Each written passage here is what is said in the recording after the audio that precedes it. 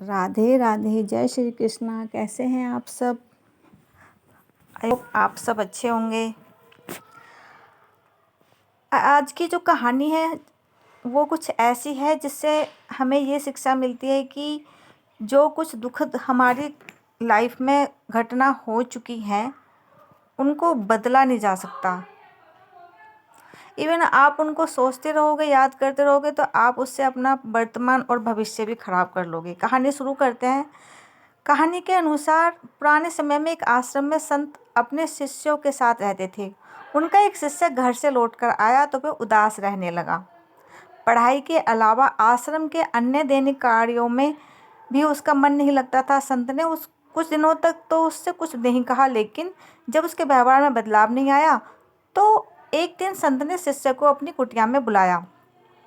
शिष्य कुटिया में पहुंचा तो संत ने उससे दुखी रहने का कारण पूछा। शिष्य ने बताया कि बीते समय में परिवार में कोई दुख का सामना करना पड़ा है।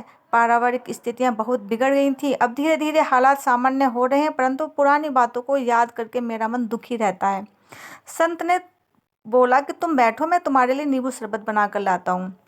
संत ने नींबू शरबत बनाया और उसमें जानबूझकर थोड़ा सा नमक ज़्यादा डाल दिया। संत ने शिष्य को पीने के लिए शरबत दिया। शिष्य ने जैसे ही शरबत का पहला घूंट पिया तो उसे अजीब सा मुँह बना लिया।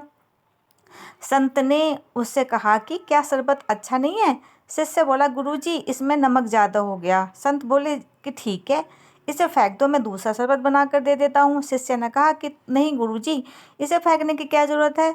इसे फेंकने की ज़रूरत नहीं है, इसमें नमक ज़्यादा है तो इसमें थोड़ी और शक्कर मिला देते हैं जिससे इसका खारापन कम हो जाएगा। ये बात सुनते ही गुरुजी ने कहा, मैं तुमसे यही सुनना चाहता था।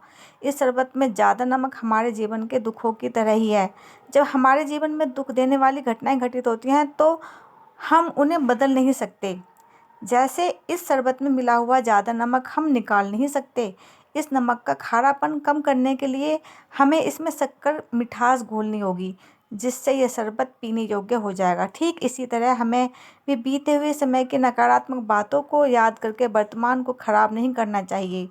हमें सकारात्मक बात सोचनी चाहिए जिससे हमारे दुख कम हो, और सकारात्मक और अच्छी बातों से ही बीते हुए समय को, दुख के प्रभाव को कम किया जा सकता है।